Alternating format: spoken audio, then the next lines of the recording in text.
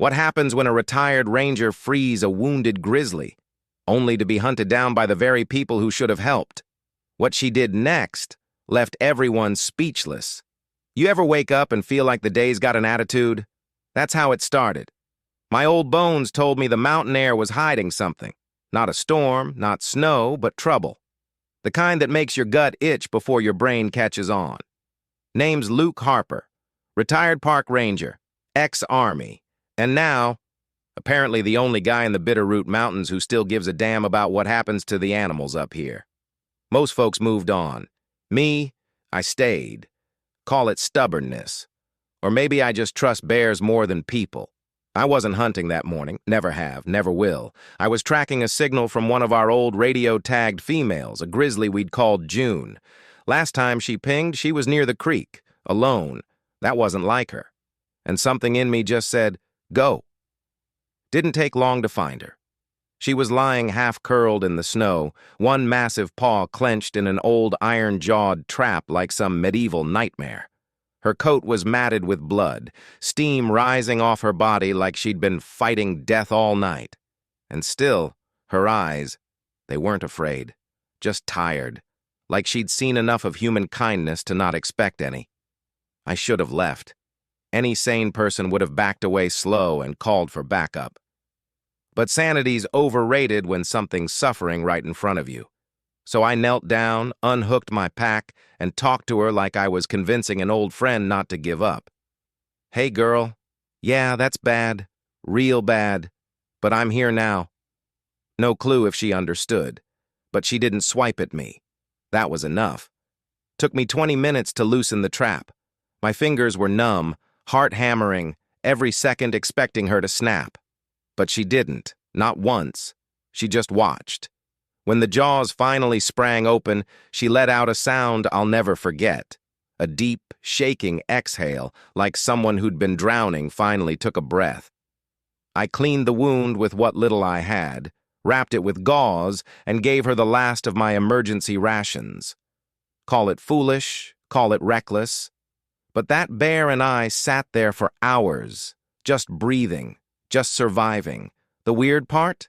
She didn't run. She could barely move, sure, but even when she could have dragged herself away, she stayed close. At one point, her snout bumped my shoulder. Not aggressive, just grateful. And you better believe that hit me harder than anything in the war. So I set up camp right there.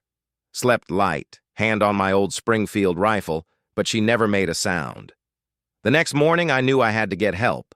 I left her tucked into the base of a pine grove, covered with my extra tarp, and hiked toward the ranger station.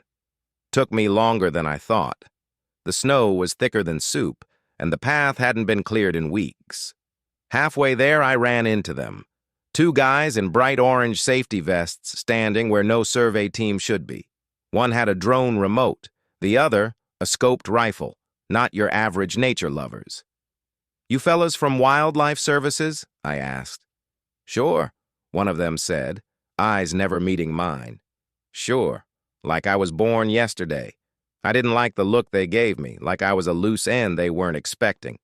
I picked up my pace after that, got to the station, rang the bell, no one home. Figures. Budget cuts turned half these places into ghost shacks, so I doubled back, fast. But when I got back to the grove, she was gone. The tarp was torn. Blood trails, drag marks, human boot prints. I followed them. And what I found boiled my blood more than any battlefield ever had. They had her roped at the ankles like she was livestock. The same two orange-vested cowboys were trying to load her onto a snowmobile sled like a sack of trash. One kicked her to roll her over, laughed. "Hey!" I yelled. "What the hell do you think you're doing?" They turned. Didn't look shocked, just annoyed. One of them actually raised his rifle. "Back off, old man. She's tagged. Private contract."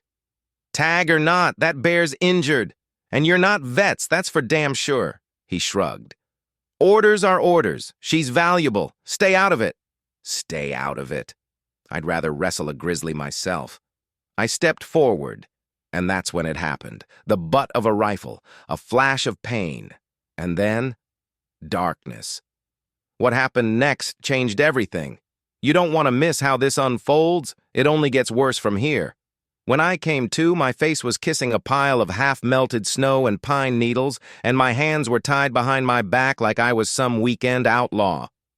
My head throbbed in that special way that lets you know you've been sucker-punched with something heavy, probably the stock of that oversized rifle. And the bear? Nowhere in sight. I lay there for a few minutes, trying to remember my own name and figure out what kind of idiots think you can haul off a full-grown grizzly and not expect consequences. Let me be real clear. You don't just drag a bear out of the forest like she's your buddy's sofa on moving day. Especially not that bear. I managed to get one hand free using the metal clasp on my belt buckle, an old ranger's trick I never thought I'd need again. Once I got upright, the adrenaline kicked in. My ribs hurt, my pride more so, and the sun was already dropping fast behind the ridge. No sign of the two orange-vested geniuses, and no tracks I could follow in the mess of snowmobile treads and trampling. But I knew one thing. This wasn't random. This wasn't just some pair of meatheads joyriding with a tranquilizer. These guys were organized, equipped, and they knew exactly what, or who, they were after. Back at my cabin, I pulled out my old gear. Not weapons, not yet. But maps, radios, a spare trail cam. I combed through local ranger reports. 3 other bears had gone missing in the last 6 weeks. All tagged, all relocated according to the paperwork. Except, no one in the actual Forest Service knew a thing. Classic smokescreen. The next morning, I went looking. Not with a badge, just grit and boots. Traced a few off-grid snowmobile tracks through the pine forest, uphill toward a ridge I hadn't scouted in years. And that's when I found it. A clearing hidden between 2 cliffs. Dead quiet. No birds, no wind, just quiet. And in the middle of that clearing, a temporary holding pen, steel bars, chain link. Not exactly your average picnic setup. And inside it, not June, but 2 cubs, tiny things, one limping, the other whining so soft it barely sounded like a bear at all. I froze, not out of fear, out of rage. Those cowards weren't just after her. They were pulling cubs out of the woods like collectibles, breeding, selling, testing. I didn't know yet, but I knew enough. This wasn't just some rogue operation. It was a system. Someone up the ladder was signing off on this, or worse, profiting. I moved fast. No time for subtlety. I busted the gate with a fallen branch and scooped the smaller cub into my coat. The bigger one hobbled close behind, trusting me faster than I deserved. We ducked out through the pines and made it halfway back to the ridge before I heard the engine. Snowmobile. Close. I shoved the cubs into a hollow under a felled tree and crouched beside them, breath frozen in my throat.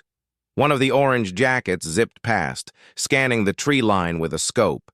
He didn't see me, but I saw his radio, saw the patch on his vest. It wasn't state-issued, it wasn't wildlife services, it was private. Some no-name eco firm that popped up last year with promises to manage animal populations. Now I knew what that meant. After the guy disappeared, I hauled the cubs back to my cabin, cleaned them up, gave them what food I had. Neither of them bit me, which is saying something. They just stared, like they were waiting for something, or someone, and I couldn't stop thinking, where was she? Where was June? Was she still alive? The silence in those cubs' eyes told me more than any drone footage ever could.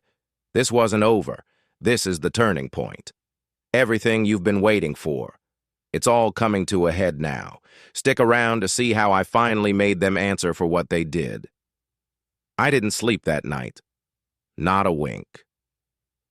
Those 2 cubs curled up next to my wood stove like they'd known it all their short lives, while I sat by the window, rifle in my lap, and rage brewing behind my eyes like a storm ready to split the sky. I'd spent decades walking these woods, protecting wildlife from fools with too much time and too little sense. But now, it was different. This wasn't poaching. This wasn't some lonely trapper trying to make a buck. This was a machine, polished, well-funded, and utterly shameless. And they'd taken June. Well, if they wanted quiet compliance, they picked the wrong man and the wrong bear. By morning, I had a plan. Or at least a direction. I'd followed those snowmobile tracks once. I could do it again, only this time I wasn't looking to observe. I was looking to end it. I left the cubs in a pen I'd built from old firewood and chicken wire. Not perfect, but safe. Then I hiked straight back into the mountains, wind biting harder than ever. 30 minutes in, I heard voices, laughter, the kind that doesn't belong in a place where things are dying. I dropped flat behind a ridge and saw them. 3 men. Same orange vests. One had a clipboard, the other 2 were standing beside a cage. And inside it, barely moving, was June. She looked worse than before. Thinner, quieter, but alive. And something wild happened when she looked my way. She saw me. I swear to it. Through all the pain, the sedation, the steel bars, she recognized me. That stare went straight through the trees and hit me in the chest like a freight train. I had no backup, no camera crew, just me, a rusted rifle, and the weight of knowing if I walked away again, she'd be gone forever. So I stood up. Bold? Number reckless? Definitely. I walked right down the hill and said loud and clear, "You fellas have no idea what kind of mess you're in." They turned like I'd interrupted poker night. The one with the clipboard sneered. "You again?" "Yeah, me again. And this time I'm not just watching." One of the guys grabbed for his radio. The other moved toward the cage. And that's when the impossible happened. June, that bear who could barely lift her head, stood up, not fast, not clean, but strong, as if she'd been saving every last ounce of fight for this exact moment. With one guttural growl, she slammed her shoulder into the door of the cage, and it broke. It shattered like cheap tin. I don't care what laws of physics were supposed to apply. That bear broke free with a kind of force that didn't come from muscle. It came from rage, memory, and maybe a little bit of justice. The orange jackets panicked. One ran, one froze. The third tried to pull a tranquilizer from his pack. Didn't matter. She charged, not to maul, not to destroy, but straight past them, barreling into the forest, limping but unstoppable. And here's the kicker. She stopped halfway up the ridge, turned, looked back at me. Not a sound, just a stare. The same one she gave me when I freed her from that trap days ago. That look said everything. Now it's your turn. So I did what needed doing. I took pictures. I recorded everything. Cages, tags, trucks. Enough to light a fire under whatever State Department hadn't already been bought out. Later that week, I sent it all out. To reporters, to activists, to every inbox I could find with a government extension. And for once, people actually listened. The eco firm got suspended. Investigations opened, headlines printed, the pressure mounted, and the men in the vests, they disappeared faster than a snowstorm in spring. But you want to know the part that still gets me? A week after it all blew up, I came home late from the ranger station. Tired, dirty, not expecting much. And there they were. The 2 cubs, still nestled under the porch. And her. June, standing at the edge of the tree line, watching, not asking for anything, just being there. She didn't stay. She didn't need to. But that night, I slept for the first time in days, because justice, real justice, doesn't always show up in courtrooms or news feeds. Sometimes it comes on 4 legs, limping through the woods, and breaking cages no one else could.